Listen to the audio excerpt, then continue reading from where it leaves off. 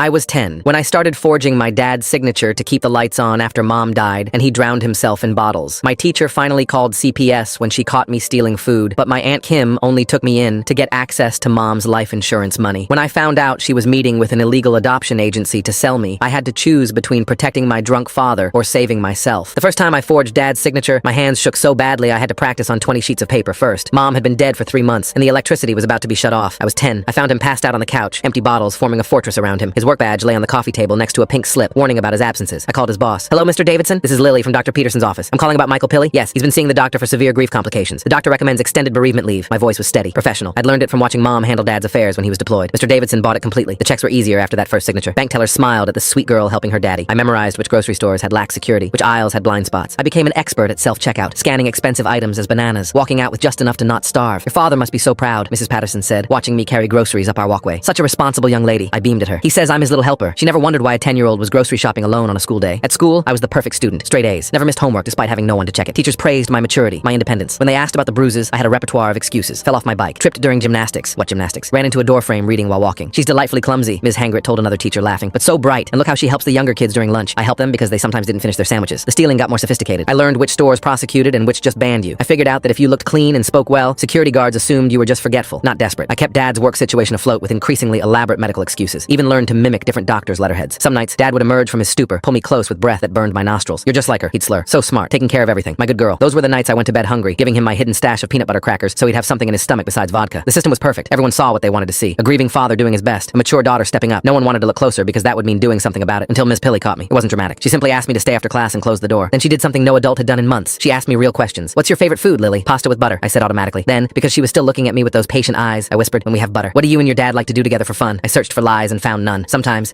when he's sleeping, I sit next to him and tell him about school, so he won't be alone. "What time do you usually go to bed?" "When he stops drinking." The smile never left my face. I'd learned that if you smiled, adults stopped asking questions. But Miss Pilley wasn't stopping, and when I finally looked up at her, I saw something that made my chest tight, tears in her eyes. "Wait here, sweetheart," she said, handing me her phone. "You can play games on this while I go get someone, okay?" 2 hours later, I heard the knock. Miss Pilley came back with 2 police officers and a woman in a gray suit who introduced herself as being from Family Services. They all had that same look, like they were trying to smile, but their faces wouldn't cooperate. "We're going to take a ride to your house," the woman said. "We need to check on your dad." My body went cold. "No, he's sleeping. He needs to sleep off the grief medicine." But they were already walking me to the car. I tried to run, but Officer Kim caught me gently. "It's okay," she said. "We're going to help." "You don't understand," I screamed. "I have to call his work tomorrow. I have to deposit the check. There's no food and he doesn't know where I hide the money and—" "Shh," the woman said. "That's not your job, honey." When we got home, Dad didn't answer. The police said they needed to do a wellness check. I begged them to leave him alone. Told them he just needed rest. Promised I'd take better care of him. "Please," I sobbed. "I'll be better. I won't let the food run out again. I'll forge the checks better. I promise." The woman's face crumpled. She nodded to the officers. When they opened Dad's bedroom door, the smell hit me first. Stale alcohol, unwashed clothes, and something else. Something that made the officers immediately push me back. "Call EMS," one said urgently. "Now." "DAD." I fought against the arms holding me. "Dad, wake up. I'm sorry. I'll get more food. I'll fix it." But as the paramedics rushed past me, as I heard words like unresponsive and possible alcohol poisoning, I realized my careful system hadn't been protecting him. It had been hiding him while he died. The social worker held me as I screamed, my responsible voice finally shattering into what it really was. A terrified child who'd been drowning for months. "He needs me," I kept saying. "Who's going to take care of him?" "The doctors will," she promised. "And someone's going to take care of you now too." As they wheeled him out on a stretcher, oxygen mask on his gray face, I saw our house clearly for the first time in months. Empty bottles everywhere. Forged checks scattered on the table. My practice signatures. The stolen food in the cabinets. Evidence of a 10-year-old trying to hold up an entire world. Is he going to die? I watched the paramedics work on Dad through the ambulance doors until they slammed shut. The social worker kept her arms around me, but I felt nothing. My body had gone numb, like when you sit wrong and your leg falls asleep, except it was everything. The gray-suited woman introduced herself again. "Mrs. Chen," she said. "Child Protective Services." She guided me to her car while the police officers stayed behind to document our house. I pressed my face against the window, watching our home get smaller. They'd find everything. All my lies laid out like evidence. At the hospital, Mrs. Chen led me through bright hallways that smelled like bleach and sadness. We sat in a waiting room with uncomfortable plastic chairs. She bought me a juice box from a vending machine, but my hands shook too much to open it. A doctor came out after what felt like hours. He knelt down to my level, which meant bad news. Adults only did that when they were about to say something terrible. "Your dad is very sick," he said gently, "but we're helping him. He's going to need to stay here for a while." "How long?" The doctor glanced at Mrs. Chen. "At least a few weeks, maybe longer." My chest felt hollow. Who would take care of the bills? Who would answer when his work called? My brain started calculating, planning, until Mrs. Chen's hand on my shoulder stopped me. "Lily, we need to find somewhere safe for you to stay while your dad gets better. I can stay home. I know how to take care of myself." "That's not an option, sweetheart." The next few hours blurred together. Phone calls, paperwork, adults talking over my head using words like emergency placement and kinship care. Mrs. Chen asked me about relatives. Did I have grandparents, aunts, or uncles? "My mom's sister," I whispered. "Aunt Kim, but she lives in California." More phone calls. I dozed off in the uncomfortable chair, waking when Mrs. Chen gently shook my shoulder. "Good news. Your Aunt Kim is flying out tonight. She'll be here tomorrow morning." I tried to remember the last time I'd seen Aunt Kim. Mom's funeral, maybe. She'd worn too much perfume and cried louder than anyone else, even though Mom once told me they hadn't spoken in years. Mrs. Chen drove me to something called an emergency foster home for the night. The house smelled like potpourri and cats. The foster mom, Mrs. Rodriguez, had kind eyes but too many questions. I gave her my practice smile and told her I was fine, just tired. She showed me to a bedroom with 2 twin beds. Another girl, maybe 13, sat on one of them, earbuds in, ignoring me completely. Fine by me. I didn't want to talk either. I lay in the strange bed, staring at the ceiling. Somewhere across town, Dad was hooked up to machines, getting the help I couldn't give him. The thought should have made me feel better. Instead, guilt pressed down on my chest like a weight. Mrs. Rodriguez knocked softly and came in with a sandwich and milk. I hadn't eaten since yesterday's stolen granola bar, but my stomach felt too twisted to accept food. Just leave it on the nightstand, she said gently. Sometimes it helps to have something there when you're ready. After she left, I forced myself to eat half the sandwich. I needed strength for whatever came next. The other girl had fallen asleep, snoring softly. I envied her ability to just exist without planning the next move. Morning came too fast. Mrs. Chen picked me up early, and we drove back to the hospital. My aunt was already there, standing in the lobby. She looked older than I remembered, with Mom's same dark hair but cut short and styled perfectly. Her clothes looked expensive. "Oh, Lily!" She rushed over, pulling me into a hug that smelled like that same overpowering perfume. "You poor thing. I can't believe Michael let things get this bad." Something in her tone made my skin prickle. Mrs. Chen must have noticed my tension because she suggested we sit down to talk. Aunt Kim dominated the conversation, telling Mrs. Chen how she'd been worried about us since the funeral, how she tried to stay in touch, but Michael had pushed everyone away. Lies. Mom told me once that Kim only called when she needed money. "Of course I'll take her," Aunt Kim said, squeezing my hand too tight. "Family takes care of family. I've already talked to my husband. We have plenty of room." Mrs. Chen explained the process. Temporary guardianship papers, home inspection, background checks. Aunt Kim nodded along, playing the part of the concerned relative perfectly. But I caught her checking her phone when she thought no one was looking, frowning at whatever she saw. They let me see Dad before we left. He was awake but groggy, hooked to IVs and monitors. His skin had a yellow tint that made my stomach turn. "Hey, kiddo," he whispered. I wanted to apologize, to promise I'd do better, to beg him to get well so we could go home. Instead, I just held his hand. "This is my fault," he said, tears sliding down his cheeks. "I'm so sorry, Lily. You shouldn't have had to. It's okay, Dad. Your aunt's going to take care of you for a while." I nodded, not trusting my voice. "You be good for her, okay? And keep up those grades. Your mom would be so proud of how smart you are." Aunt Kim appeared in the doorway. "We should go, sweetie. Let your dad rest." Dad squeezed my hand one more time before letting go. As Aunt Kim led me away, I heard him whisper, just like her mother, "Too smart for her own good." The drive to collect my things felt surreal. Our house looked different in daylight, smaller and shabbier. Police tape covered the door, but Mrs. Chen had a key. Aunt Kim waited in the car, saying the smell of cigarettes made her nauseous. Dad didn't smoke. I packed quickly, grabbing clothes and my school books. Hidden in my closet, I found the envelope where I kept the emergency cash. $43. Oh man. Aunt Kim showing up with that same perfume from the funeral. What is wrong with her? And poor Lily counting that $43 like it's her retirement fund while her aunt waits outside because of the cigarette smell in a house where nobody smokes. I slipped it into my backpack when Mrs. Chen wasn't looking. "Is this your mom's?" Mrs. Chen held up a small photo album I'd hidden under my mattress. I nodded, taking it carefully. Inside were pictures from before, when Mom was healthy and Dad smiled without alcohol on his breath. Aunt Kim wasn't in any of them. Back in the car, Aunt Kim chattered about her house in the suburbs, her husband Robert, who worked in finance, how I'd love my new school. Her words washed over me like white noise. I studied her in the rearview mirror, noticing how her smile never reached her eyes. We stopped at a restaurant for lunch. Aunt Kim ordered a salad and picked at it while scrolling through her phone. I ordered soup, something easy on my nervous stomach. "So," she said suddenly, putting her phone down, "your dad must have some sort of life insurance from your mom, right? Or survivor benefits?" My spine straightened. "I don't know." "Well, we'll need to look into that. For your care, you understand. Kids are expensive." She laughed, but it sounded forced. "Robert's going to have questions about the finances." Warning bells rang in my head. I'd learned to read people over the past months, to know who meant harm and who just didn't care. Aunt Kim was definitely the first type. "Mrs. Chen handles all that stuff," I lied smoothly. Aunt Kim's mouth tightened. "Of course. Well, we'll sort it all out once you're settled." The rest of the drive, she asked seemingly innocent questions. Did Dad have a safety deposit box? Did I know where he kept important papers? Had anyone from his work contacted me about benefits? I played dumb, giving vague answers and pretending to be more interested in the view outside, but my mind raced. She wanted something. Money, probably. Mom once said Kim had expensive tastes and a gambling problem. Her house was exactly what I expected. Big, pristine, and cold. Everything was white or beige, like a magazine spread. Robert wasn't home yet, she explained, leading me upstairs to a guest room. "This will be yours," she said. "The bathroom is across the hall. Don't touch anything in the medicine cabinet." The room was nice enough, with a real bed and clean sheets, but it felt like a hotel, not a home. I set my backpack down carefully, already planning where to hide my cash. "Get settled in," Aunt Kim said. "We'll go shopping tomorrow for some appropriate clothes." She eyed my thrift store jeans with distaste before leaving me alone. I sat on the bed, overwhelmed by the silence. No bottles clinking, no slurred words through thin walls, just quiet. It should have been peaceful, but it felt wrong. My phone buzzed. Mrs. Chen, checking in. I texted back that I was fine, knowing she had dozens of other kids to worry about. Then I did what I'd been doing for months. I made a plan. Aunt Kim wanted money. She'd taken me in hoping to get access to whatever benefits or insurance might exist. I needed to figure out what she was after and stay one step ahead. Just like with the grocery stores and the forged checks, I'd learn the system and work it. Because one thing was clear. Aunt Kim might be family, but she wasn't safe. And I'd learned the hard way that the only person I could really count on was myself. That night at dinner, I met Robert. He was older than Aunt Kim, with gray hair and cold eyes that reminded me of a fish. He barely looked at me, focusing instead on complaining about his day at work. "So this is temporary, right?" he asked Aunt Kim, like I wasn't sitting right there. "Of course," she assured him, "just until her father is back on his feet." They exchanged a look I couldn't interpret. But when Aunt Kim served dessert, she asked again about Dad's paperwork, his bank accounts, whether he had a will. "I really don't know," I insisted, perfecting my confused little girl act. "Dad handled all that stuff," Robert snorted. "Handled it right into a bottle from what I hear." "Robert!" Aunt Kim scolded, but her heart wasn't in it. I excused myself, claiming homework. In my room, I pulled out the photo album and looked at pictures of Mom. She smiled back at me, frozen in happier times. I wondered what she'd think of all this. Probably she'd tell me to be smart, be careful, and protect myself, so that's what I'd do. The next morning brought the first real test. Aunt Kim woke me early, her perfume already overwhelming in the morning air. She held out a piece of paper and a pen, her smile too bright for 7 in the morning. I recognized the form immediately, a release for medical records. My stomach tightened as I read through it, seeing Dad's name at the top. Aunt Kim explained that she needed access to Dad's medical information to properly care for me. Her reasoning sounded logical, but I caught the way her fingers drummed against her leg, the same nervous habit Mom used to have when she was lying. I took the pen and carefully signed my name in the wrong spot, making the form invalid. Aunt Kim's face twitched, but she maintained her smile and said we'd try again later. At breakfast, Robert barely acknowledged my presence. He read his tablet while eating toast, occasionally grunting at something Aunt Kim said. She served me cereal in a bowl that probably cost more than our entire dish set at home. The doorbell rang just as I finished eating. Mrs. Chen stood on the porch with her briefcase and kind smile. She'd come for the home inspection, she explained, part of the temporary guardianship process. Aunt Kim transformed into the perfect hostess, guiding Mrs. Chen through the house while pointing out all the amenities. The spare bathroom just for me, the desk where I could do homework, the backyard where I could play. I trailed behind them, watching Mrs. Chen take notes. She asked about my school enrollment, and Aunt Kim produced a folder full of paperwork she'd already started. Everything looked perfect on paper. Mrs. Chen asked to speak with me privately. Aunt Kim's jaw tightened, but she agreed, suggesting they use the living room while she prepared coffee in the kitchen. Alone with Mrs. Chen, I wanted to tell her everything about the medical forms, about the questions about money, about the way Robert looked at me like I was a problem to solve. But I'd learned that adults needed proof, not just feelings. Mrs. Chen asked how I was settling in. I gave her the right answers, the ones that would keep things stable while I figured out my next move. She seemed satisfied, though she studied my face carefully before we finished. After she left, Aunt Kim's mask slipped. She complained to Robert about the invasiveness of the system, about how they were doing a good deed and being treated like criminals. Robert just grunted and went back to his tablet. That afternoon, Aunt Kim took me shopping as promised. But instead of the mall, we went to a thrift store. She bought me 3 outfits, all slightly too big, and told me I'd grow into them. The total came to less than what she'd spent on lunch the day before. On the drive back, she tried again. This time, it was about Dad's employer. Did I know if he had a pension, death benefits from Mom's passing? She'd been thinking, she said, about how to best provide for my future. I pretended to fall asleep in the car, letting my head loll against the window. Through barely opened eyes, I watched her face in the mirror. The frustration was clear now, her lips pressed into a thin line. At the house, I overheard her on the phone in the kitchen. She was talking to someone about power of attorney, about what rights she had as a temporary guardian. The person on the other end must have given her bad news because she slammed a cabinet door hard enough to rattle the dishes. That evening, while Aunt Kim and Robert watched TV, I explored the house more carefully. In the home office, I found bills marked past due, stuffed in a drawer. Credit card statements with balances that made my eyes widen. A notice from Robert's employer about mandatory retirement. The picture became clearer. They needed money, and they thought I was their ticket to it. I slipped back to my room before they noticed I was gone. Under my mattress, I hid the $43 in a sock. It wasn't much, but it was mine. School started 3 days later. Aunt Kim drove me, complaining the whole way about the early morning traffic and how the public school was farther than she thought. She'd wanted to enroll me in the local private school, she said, but the tuition was astronomical. The new school was bigger than my old one, with kids who wore designer backpacks and talked about their weekend trips. I kept my head down and found my classroom without help. My new teacher, Ms. Sebastian, introduced me to the class. 25 faces stared at me, evaluating the girl in the 2 big thrift store clothes. I smiled my practice smile and took the empty seat in the back. At lunch, I sat alone, observing. The cafeteria dynamics were different here. Clear social hierarchies based on clothes and gadgets. I missed my old school, where being smart was enough to fit in. A girl named Ailey approached me after a few days. She was friendly enough, asking about where I'd moved from and why. I kept my answers vague, saying my dad was sick and I was staying with family. She seemed satisfied and invited me to sit with her group. The routine at Aunt Kim's house settled into a pattern. She'd try new approaches to get information about Dad's finances. I'd deflect or play dumb. Robert would ignore both of us. The tension grew thicker each day. One evening, Aunt Kim announced we were visiting Dad that weekend. My heart leaped and sank as she explained she needed him to sign some papers. Just formalities, she assured me. Things to make sure I was properly cared for. I knew better. Whatever papers she had weren't for my benefit. At school, I threw myself into academics. It was familiar territory where I could excel without money or the right clothes. Ms. Sebastian noticed my dedication and started giving me extra assignments, advanced work that challenged me. During library time, I researched. I learned about temporary guardianship, about children's rights, about what Aunt Kim could and couldn't do legally. Knowledge was power, and I needed all I could get. The visit to Dad came on Saturday. He looked better, though still pale and thin. His hands shook slightly as he hugged me, but his eyes were clear. The yellow tinge had faded. Aunt Kim gave us a few minutes alone before producing her papers. She chatted about how well I was doing, how the house was perfect for raising a child, how she and Robert were happy to help family. Then came the forms. She placed them in front of Dad with a pen, explaining they were routine guardianship papers. Just until he was better, of course. I watched Dad's face as he read. His forehead creased, and he looked up at Aunt Kim with confusion. These weren't guardianship papers. They were documents giving her access to any insurance settlements, beneficiary rights, and control over my future finances. Dad's hand trembled as he set down the pen unsigned. He told Aunt Kim he needed to think about it, maybe have a lawyer look it over. Her face went rigid, but she forced a smile and said, of course, there was no rush. The drive home was silent. Aunt Kim's knuckles were white on the steering wheel. At a red light, she turned to me with eyes that reminded me of a snake. She asked if I'd said something to Dad. I shook my head, maintaining my innocent expression. But inside, I felt a small victory. Dad might be sick, but he wasn't stupid. That night, I heard Aunt Kim and Robert arguing. Their voices carried through the thin walls, though I couldn't make out all the words. Something about time running out, about bills, about needing to be smarter. Sunday brought a new tactic. Aunt Kim suddenly became the perfect guardian. She made pancakes for breakfast, asked about my homework, even suggested we go to the park. I played along, wary of the sudden change. At the park, she pushed me on the swings like Mom used to. For a moment, I almost believed she cared. Then she started talking about how hard it was to raise a child, how expensive everything was, how she was doing her best with limited resources. The manipulation was more subtle now, but still there. She was setting up for something. Monday at school, Ms. Sebastian asked me to stay after class. She noticed I'd been tired, distracted. Was everything okay at home? I wanted to tell her everything, but what would I say? That my aunt was after money that might not even exist, that I felt like a prize to be won rather than a child to be cared for? Instead, I told her I was just adjusting to the new environment. She didn't look convinced, but let it go. As I left, she handed me a card with her cell phone number, just in case I needed to talk, she said. That afternoon, Aunt Kim was on the phone again when I got home, this time with a lawyer, discussing something about emergency custody versus temporary guardianship, about expediting paperwork, about Dad's mental competency. My blood ran cold. She was trying to make the arrangement permanent. I crept to my room and pulled out the prepaid phone Mrs. Chen had given me for emergencies. Her number was programmed in, but I hesitated. What if calling her made things worse? What if they moved me somewhere even worse than here? But then I thought about Dad, getting stronger every day, only to have Aunt Kim try to declare him unfit. I thought about Mom, who'd warned me about Kim's true nature. I thought about myself, becoming a pawn in someone else's game. I didn't call, not yet, but I started documenting everything. Every conversation about money, every form she tried to get signed, every bill I found showing their financial desperation. I took pictures with the phone and hid it in the lining of my backpack. Tuesday brought another surprise. A man in a suit came to the door, introducing himself as a social worker doing a follow-up visit. But something was off. His credentials looked different from Mrs. Chen's, and he seemed more interested in Dad's condition than mine. Aunt Kim chatted with him like old friends, which raised more red flags. Real social workers didn't usually get that friendly that fast. I excused myself to use the bathroom and quickly texted Mrs. Chen, asking if she'd sent someone. Her response came quickly. No, and I should be careful. She was on her way. I returned to find the man asking Aunt Kim about Dad's history, about his drinking, about whether she thought he'd ever be fit to parent again. Aunt Kim shook her head sadly, painting a picture of a man too broken to recover. The doorbell rang before she could finish. Mrs. Chen stood there with another official-looking person. The man in the suit suddenly needed to leave, muttering about a miscommunication. Aunt Kim's face cycled through several emotions before settling on confused innocence. Mrs. Chen asked to speak with me alone. This time, I told her more. Not everything, but enough. About the forms, about the lawyer calls, about the strange visitor. She took notes, her face growing more concerned with each detail. She told me to call her immediately if anything else happened, that she'd be checking in more frequently, that my safety was the priority. After she left, Aunt Kim was furious. She accused me of making her look bad, of being ungrateful. Robert told her to calm down,